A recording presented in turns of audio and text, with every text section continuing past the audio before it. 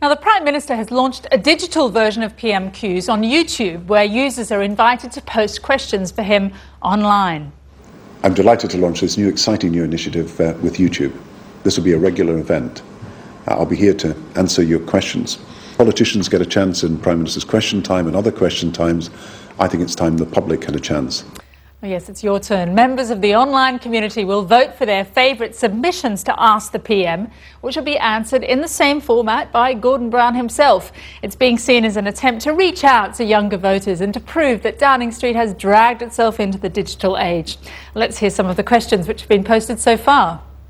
YouTube is like this huge online community thing where we talk, share opinions, share videos.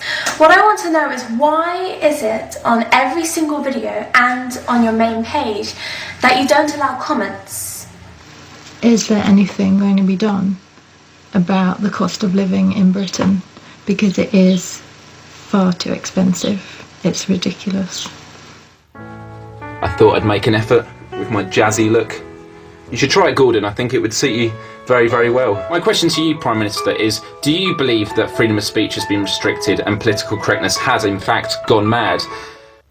Well, with me now is Myles Dyer, who's very considerately worn the same clothes who you just heard in that last comment. Made an extra effort. Myles is an active member of the YouTube community and was one of the first to post his question for Gordon Brown on the Ask the PM site. Now, Myles, do you really think that you're going to discover something you didn't know by posting that question? I think we're going to get a greater deal of honesty from the Prime Minister, because he's on an aspect now which he's exposed. I'm posting a question, everyone's going to see my question, and then everyone's going to see how he's edited it and how he's replied. So if he doesn't respond to the question, he's played the rules wrong. Although you've got to, I mean, you post the question, don't you, and then people are going to vote on whether or not they think that your question is good enough to go to him. But you don't necessarily control, you know, you can put to him a question about A and he could answer B, and you're not necessarily going to have any recourse back to him. I think that with comments on the videos and that, it gives a real perspective of what is exactly being asked. I mean, I can speak with other people who watch my videos and wish to address a point. If he misses the point completely, then that's going to be a lack of care on his side. Exactly, and hopefully he understands that, or else it's not going to be as successful.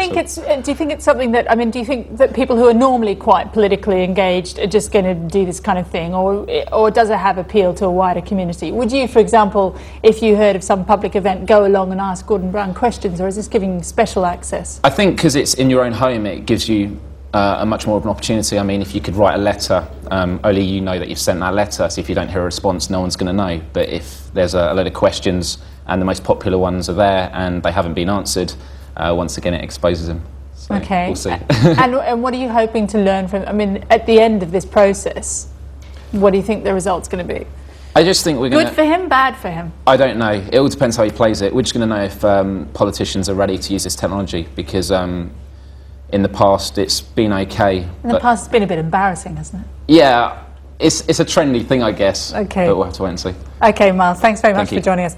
That's it from us tonight. The address of our website, which is very cool, should be on the screen around now. More 4 News is back tomorrow at 8, so I'll see you then. Good night.